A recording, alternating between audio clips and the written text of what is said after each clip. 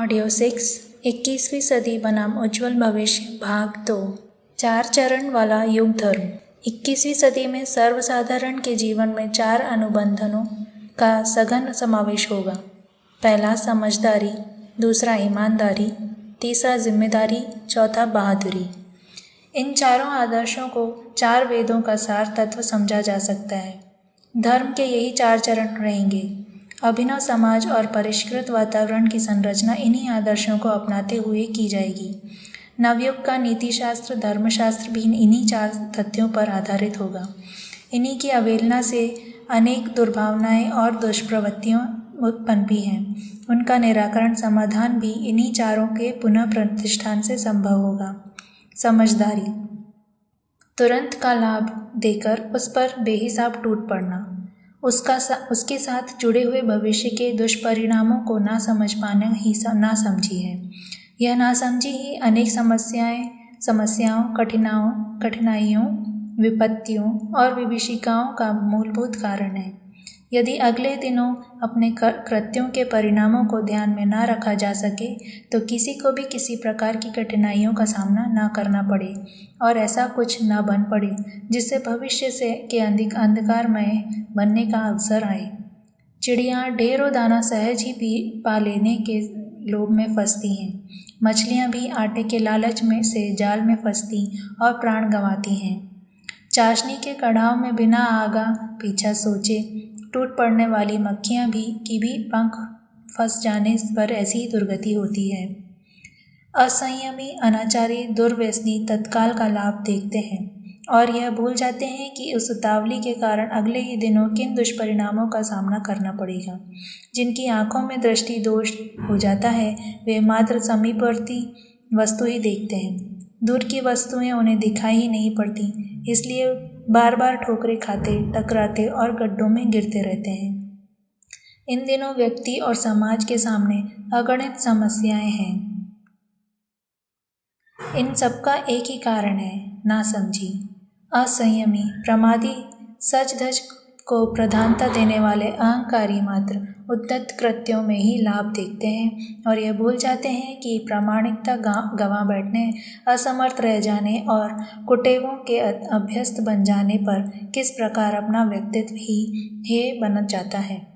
अनगढ़ स्थिति में पड़े रहकर ऐसी हानि उठाते हैं जिसकी क्षतिपूर्ति भी ना हो सके। इन दिनों नासमझी ही महामारी बनकर हर किसी के सिर पर छाई हुई रहती है। भ्रष्ट चिंतन और दुष्ट आचरण इसी कारण बने पड़े हैं। मनस्थिति परिस्थितियों को जन्म देती है और उसके अवांछनीय होने पर अपने लिए संबंधित अन्यान्यों के लिए अनेक प्रकार के संकट उत्पन्न करती है। समझदारों की नासमझी ही अगणित विपत्तियों का कारण बनी हुई है। यह सच है कि मनुष्य भटका हुआ देवता है, वही अपने ही भाग्य का निर्माता भी है। प्रवाह प्रचलन को सही दिशा देने की उसमें परिपूर्ण सामर्थ्य है। दिशा बोध ही समस्त भटकावों का निराकरण है। इन दिनों सभी विचारशीलों का दृष्टिकोण एवं पुरुषार्थ कर एक केंद्र पर केंद्रित होना चाहिए। आदर्शों के प्रति श्रद्धा तथा तर्क, तथ्य और प्रमाण के पक्षधर विवेक का समन्वय यदि बन पड़े तो समझना चाहिए कि भंवर से नाव को पार कर लेने में और कोई बड़ा व्यवधान शेष नहीं रह गया है। ईमानदारी, दूसरों से अपने लिए जिस प्रकार के व्यवहार की आशा करते हैं वैसा ही व्यवहार दूसरों के साथ करना, यही ईमानदारी की समग्र परिभाषा है। हम दूसरों से स्नेह की, सहयोग की, सद्भाव की, सद्व्यवहार की अपेक्षा करते हैं, ठीक वैसा ही दूसरों के साथ अपना व्यवहार बनता रहे। ईमानदारी के समस्त उदाहरण एक तथ्य को चरितार्थ करने में सन्निहित हो जाते हैं। अपने को जो बुरा लगता है उसी का आचरण दूसरे के साथ किया जाए तो इसे बेईमानी कहना होगा।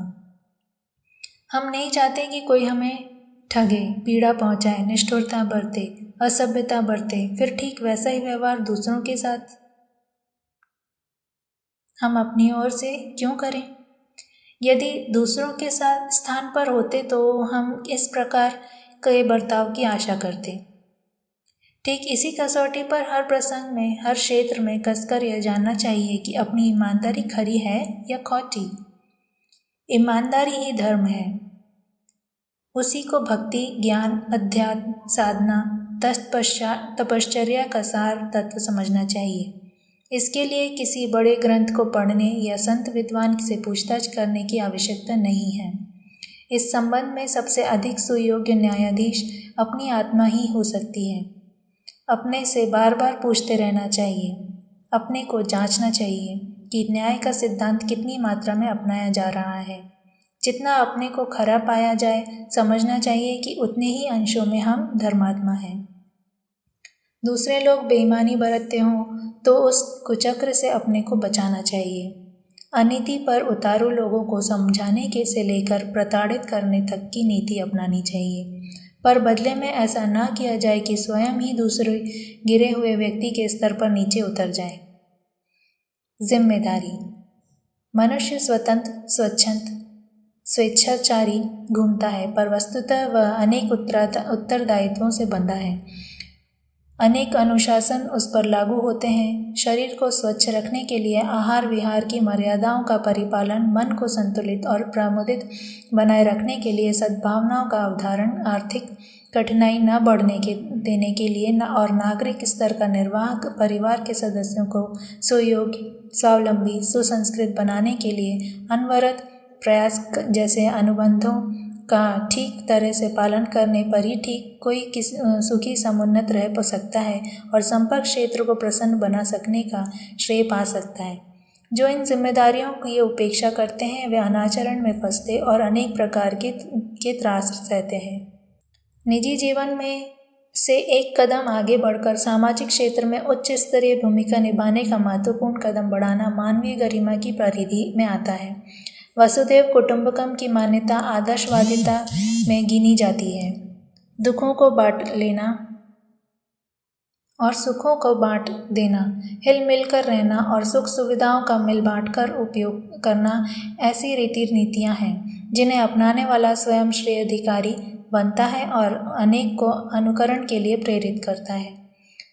सृष्टा ने अपने ज्येष्ठ पुत्र युवराज के रूप में मनुष्य को सृजा और सृष्टि को सुव्यवस्थित, समुन्नत, सुसंस्कृत बनाने का उत्तरदायित्व सौंपा। उसे पूरा करने में निरत रहकर ही वह जीवन लक्ष्य को प्राप्त कर सकता है। इसी आधार पर मनुष्य देव मानव स्तर को भी प्राप्त कर सकता है। इतने पर भी यदि लोभ और मोह और अहंकार के कुचक्र में फंसकर सुर दुर्लभ सुयोग और को व्यर्थ ही गवा दिया तो भयंकर भूल होगी। ऐसी गैर जिम्मेदारी इन दिनों तो दिखाई ही नहीं जानी चाहिए। बहादुरी। कोई समय था जब किसी को हरा या गिरा देखने को बहादुरी कहा जाता था। बलिष्ठ, दुर्बलता पर हावी होकर अपने को योग्य और शूरवीर सिद्ध किया जा करते थे, पर अब वह रीति मानवीय गरिमा में से बहिष्कृत किए जा रही है। व्याघ्र, हिरण या खरगोशों को दबोचते रहते हैं। बड़ी मछली छोटी मछली को निगलती रहती है। आतताई दुर्बलों का दमन शोषण करते रहते हैं। बाज जिंदगी भर पक्षियों के अंडे बच्चे खाता रहता है, उसे कोई शूरवीर कहाँ कहता है। डाकू, हत्यारे, कसाई नित्य धाड़ मचाए रहते हैं और कितनों का प्राण हरण करते हैं। उन्हें बहादुर होने का श्रेय कहाँ कब किसने दिया है।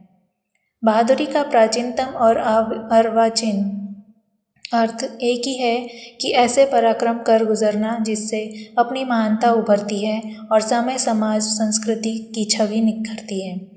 ऐसा पुरुषार्थ करने का ठीक यही समय है।